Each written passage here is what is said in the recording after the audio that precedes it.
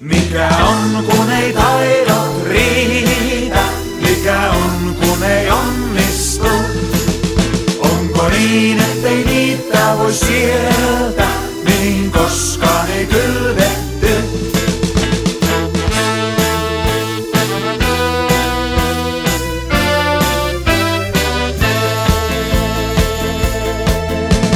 Toissa vuonna ajattelin Lahteen matkustaa, siellä sitten pistää isot rahat poikimaan.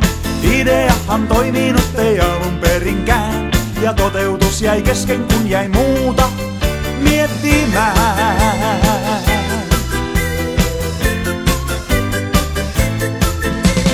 Viime vuonna päätin itseäni sivistää, nousin lentoon infon kultasiivin. No helmikuussa täytyi kurssikirjat hävittää, en jaksanutkaan perehtyä niihin. Mikä on kun ei taidot riitä, mikä on kun ei onnistu? Onko niin ettei niitä voi sieltä, mihin koskaan ei kylvetty?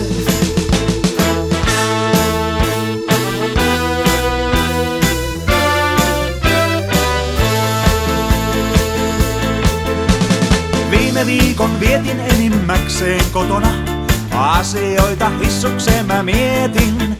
No hommat alkoi meikäläistä sitten kiinnostaa, turhaan jumitin mä jälleen oven tieliin.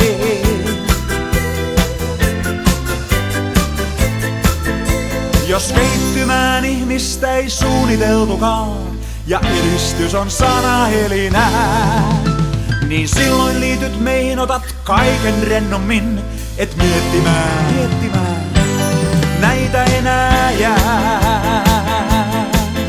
Mikä on kun ei taidot riitä, mikä on kun ei onnistu?